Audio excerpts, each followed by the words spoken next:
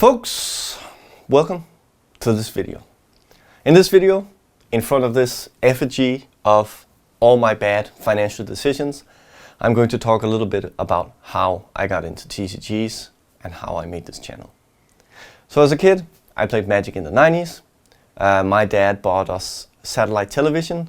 So at a very young age, my English skills were a lot more advanced than my schoolmates. So I was able to actually learn to play like Warhammer very early. And some of the older kids in my school, they got me into Magic. And I started playing a lot, like from Revised, Fallen Empires, 4th edition, Chronicles, all of that, all the way up to Alliances. And then I kind of dropped off, my interest dropped off, and I got into other things, you know, mopeds and parties and stuff like that, how a lot of people do. But I kept all my cards, kept them safe at my dad's house or my parents' house. And then just time went on. And then sadly, years and years later, my dad died very suddenly of cancer. And we were kind of cleaning out the house because my brother was taking it over. And I had like a big tub of like Ice Age, Revised cards, Alliance cards, like whole lot of stuff that wasn't worth anything, I thought back then. And I just dumped it and kept my collection folder and my decks. And that was basically it. Forgot about Magic until, yeah, basically 2021, when the YouTube algorithm basically thought that I was probably perfect to get back into TCGs because a lot of people were doing that as well. And I stumbled across Rudy's channel from Alpha Investments. And I'm not like a big investor, but I've done my due diligence in the stock market and the crypto market and done fairly well for myself. And then I thought, because of my love for TCGs, and partly on, you know, my brain kind of FOMOing and timmying into the hype around Pokemon and stuff and listening to Rudy, it's like, okay, why not diversify into this asset category as well? So I did, and spent a lot of 2021 just looking and watching box openings and pack openings and getting into that whole headspace. I'll call it due diligence. Making my research to make sure that I made the right decisions. Obviously, as you can see here, mistakes were made, but financially wise as well. But I got into to TCGs and started collecting a lot, like Magic and Pokemon and Wise Swords, MetaZoo, Flesh and Blood, basically every TCG that was out there. I got the Kickstarter of Cryptic, if that's ever going to be a thing. I think it's a cool game. I love the stuff that Tanner's doing. Into Sorcery, and then it's kind of Flesh and Blood was like an oddity. I remember when I started buying boxes and I got in just to for the collecting bit and kind of the investment bit. And I remember like I bought Monarch at like insane inflated prices because I think that the LGSs here bought it at a very high price and they are not going to take a loss on it. So they would not put them on sale. So they are keeping the high prices of Monarch. But I kept hearing people talk about Flesh and Blood. And while I was getting into, for a long while, like Wizards of the Coast was doing this horrible thing to Magic, and Pokemon was like really doing its thing through the Sword and Shield era, and I was completely into Pokemon. But then I started like thinking like I'd like to play again and relive that magic of Magic as it was. And I started hearing more and more people talk about Flesh and Blood. Flesh and Blood, what is this? Is it a scam? Is it not a scam? And I got interested in actually learning to play.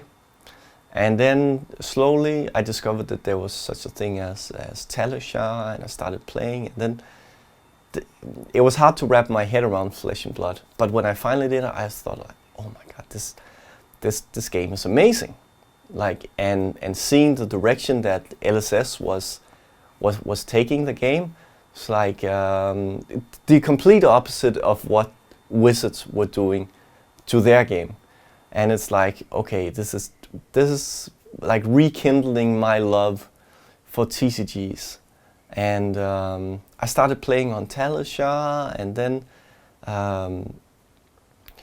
I've worked with content creation for years, but never for myself. For other people, for Copenhagen Flames, and obviously my own businesses and freelance and stuff. But I've never really made my own YouTube channel. And then it happened that I said, okay, let me try and make a video. And obviously my first video was about these boxes, because I thought there was something special about the Black Label boxes. I said, okay, let me just make one video and see what happens. And I couldn't believe that people actually watched it. That people actually thought that I had something interesting to say. And then I made another, and another, and another. And things just kept growing.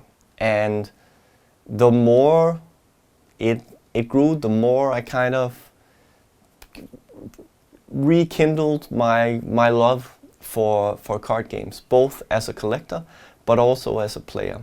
Having gone to Armory events in Copenhagen, and just interacting with all the great players, doing interviews, like I realized that this channel and this content that I'm putting out, this is something that I'm really passionate about.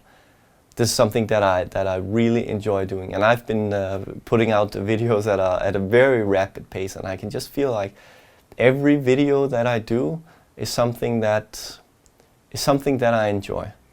It's a labor of passion, and I may be not the most informed in terms of a player, but I just love all the imparting my wisdom from. I've been a business owner for over a decade, and obviously I have had my, and still having my stint in crypto and other asset classes. Like, I feel there's the good middle ground for me to communicate something there and have a message. And that's basically why this channel exists.